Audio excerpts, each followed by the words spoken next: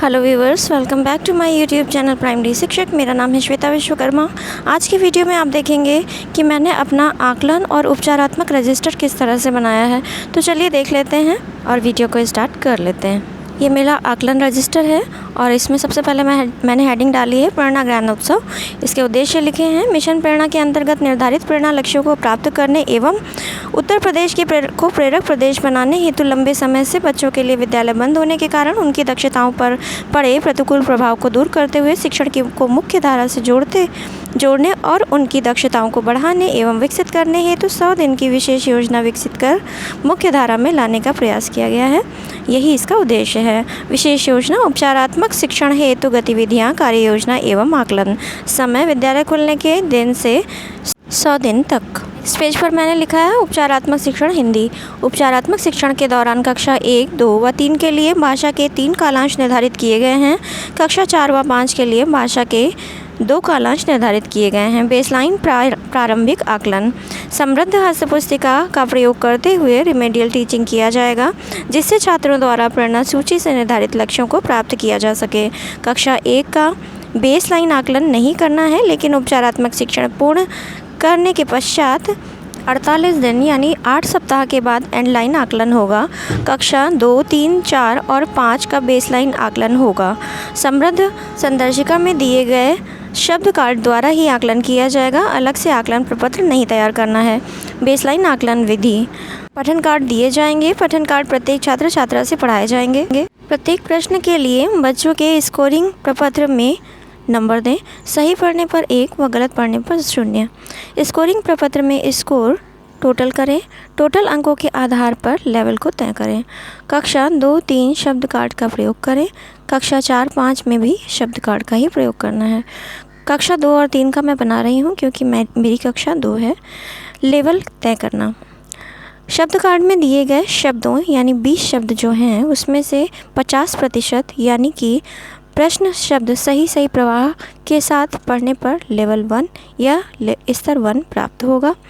यदि 50% से अधिक या 10 शब्द से अधिक शब्दों को प्रवाह के साथ पढ़ जाता है तो स्तर 2 प्राप्त होगा। स्तर के आधार पर ही बच्चों को 2 समूह में वर्गीकृत करेंगे। फिर से समझ लेते हैं।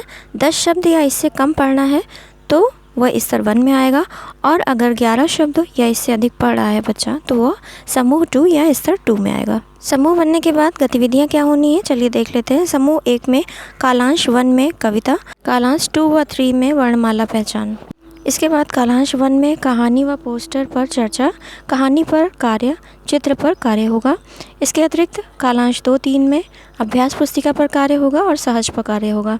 अब समूह 2 पर चलते हैं। समूह 2 में कालांश 1 में चित्र पर कार्य, कहानी पर कार्य, कविता, कहानी, पोस्टर पर कार्य। कालांश 2 में पठन, वर्णमाला पर कार्य, अभ्यास पुस्तिका, सहज 1, 2 व 3 शब्द पर कार्य।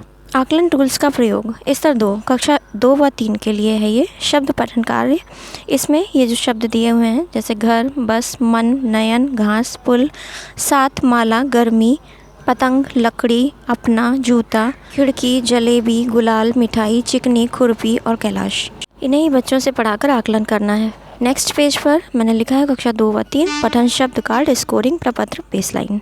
सबसे पहले मैंने हेडिंग डाली है शब्द पठन स्कोरिंग प्रपत्र कक्षा 2। इसके बाद रजिस्टर इस तरह से लिखना है। सबसे पहले क्रमांक लिखेंगे, फिर बच्चे का नाम और फिर शब्द पठन कार्ड जो कि अभी मैंने नोट डाउन करके बताए थे आपको, घर से लेकर के कैलाश तक, और उसके बाद योग है और उसके बाद स्तर लिखा हुआ है। तो रोल नंबर वाइज इन शब्दों को पहले बच्चों से पढ़वाएंगे और उसके बाद में जो बच्चे नहीं पढ़ पाते हैं उसमें 0 और जो पढ़ लेते हैं उसमें 1 देना है। फिर सारे ही नंबर्स को टोटल करेंगे जैसे कि मैंने पहले का किया है। इसमें 20 आया है बच्चे का और स्तर 2 दिया है, क्योंकि 10 से अधिक शब्द अगर किसी ने पढ़े हैं तो स्तर 2 देंगे। मेरी क्लास में अधिक बच्चे हैं तो ये 2 पेजेस में आया है, तो इस तरह से इसे बना लिया है। उसके बाद स्तर 1 में जितने बच्चे आ रहे हैं वो मैंने अलग से नोट डाउन किए हैं और स्तर 2 में जितने आ रहे हैं उनको अलग से मैंने नोट डाउन कर लिए ताकि मुझे ध्यान रहे। समूह विभाजित करने के बाद हम शिक्षण करेंगे और शिक्षण के उपरांत उपचारात्मक का भी एक रजिस्टर बनाएंगे, जिसमें मैंने भाषा का कुछ इस तरह से बनाया है। सबसे पहले क्रमांक लिखा है, फिर नाम है, फिर ध्वनि चेतना, प्रिंट चेतना, वर्ण अक्षर पहचान। इसके बाद है अमात्रिक पठन, मात्रिक पठन, कहानी, पाठ। इसमें भी एक एक करके बच्चों को बुला करके जो जिस श्रेणी में आ रहा है उसमें मैंने टिक मार्क कर दिया है। इससे बच्चों को पढ़ाने में काफ़ी मदद मिलती है, क्योंकि हमें पता है कि कौन सा बच्चा कहाँ पर पहुँचा है और हमें उसके आगे उसे पढ़ाना है। ये मेरा स्व अनुभव है। यदि आपको ये अच्छा लगे तो आप भी अप्लाई कर सकते हैं। अदरवाइज़ इससे अच्छा अगर कोई सुझाव आपके पास हो तो कमेंट सेक्शन में ज़रूर बताइएगा, ताकि सबकी हेल्प हो सके। इसके बाद मैंने गणित का भी इसी तरह से उपचारात्मक शिक्षण का रजिस्टर बनाया हुआ है, जिसमें नाम लिखे हैं, फिर 1 to 9 तक नंबर्स हैं, 10 to 50 नंबर्स हैं, जिसमें 2 सेक्शंस कर दिए हैं। एक तो 10 से 20 तक है, फिर 21 से लेकर के 50 तक है।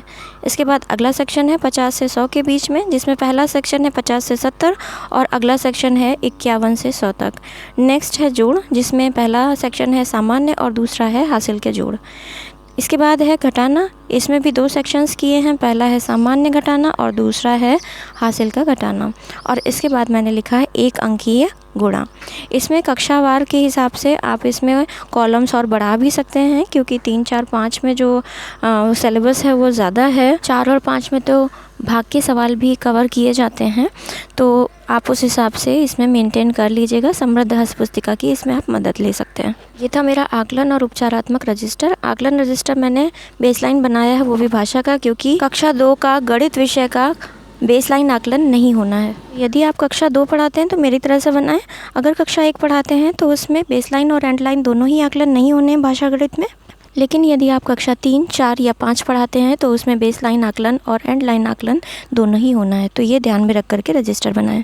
जबकि उपचारात्मक रजिस्टर कक्षा 1 से 5 तक के लिए पूरी तरह से उपयोगी है, ऐसा मेरा विचार है। तो आप चाहें तो इसे बना सकते हैं। आज के वीडियो में हम इतना ही कवर करेंगे।